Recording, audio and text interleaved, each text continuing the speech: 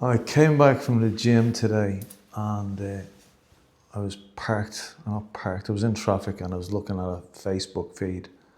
The Facebook feed had a photograph from 15 years ago. Actually, it was posted 15 years ago, but the memory was from actually 16 years ago. A bunch of us went to Newcastle and it's very distinct because one of our mates had died at the time. So it was a bunch of lads went over to Newcastle, and on the Saturday we seen a Newcastle game, and then we thought to hell with it and we went and seen a United and Middlesbrough game then on, was it a Sunday? I believe it was a Sunday. Anyway, it was good times, in spite of the tragedy that had happened at the time.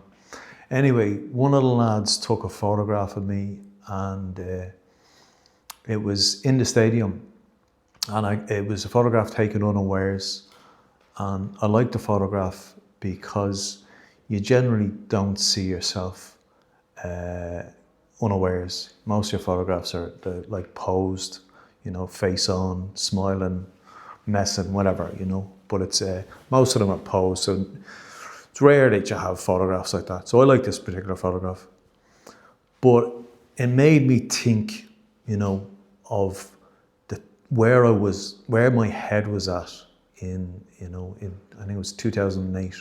Where was my head at the time, and what was I thinking, and what were the decisions I was making then that affect me now, and were they good, were they bad decisions? So I'm living with the decisions I made then, now, and kind of smiling at some of them. Some of them are good, some of them not so good. But anyway, the notion of just I've seen this and read it and listened to people talk about it, is like make decisions now that your future self will thank you for.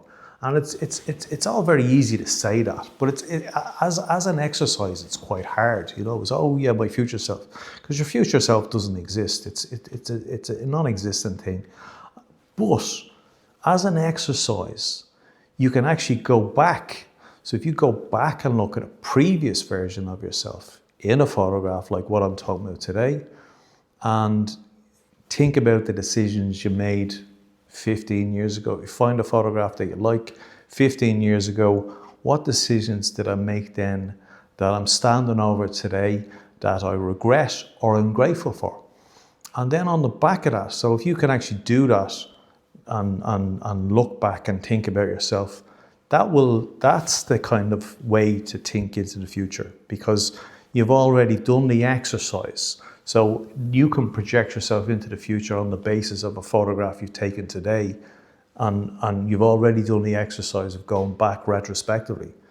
So, in that vein, you can think about your future self. Like, will my future self thank me for this now? Is this something I'm going to stand over at a point in the future? And and even small little things, even small little habits and stuff, that you do, and you go, will my future self appreciate this, and what I'm doing now in this?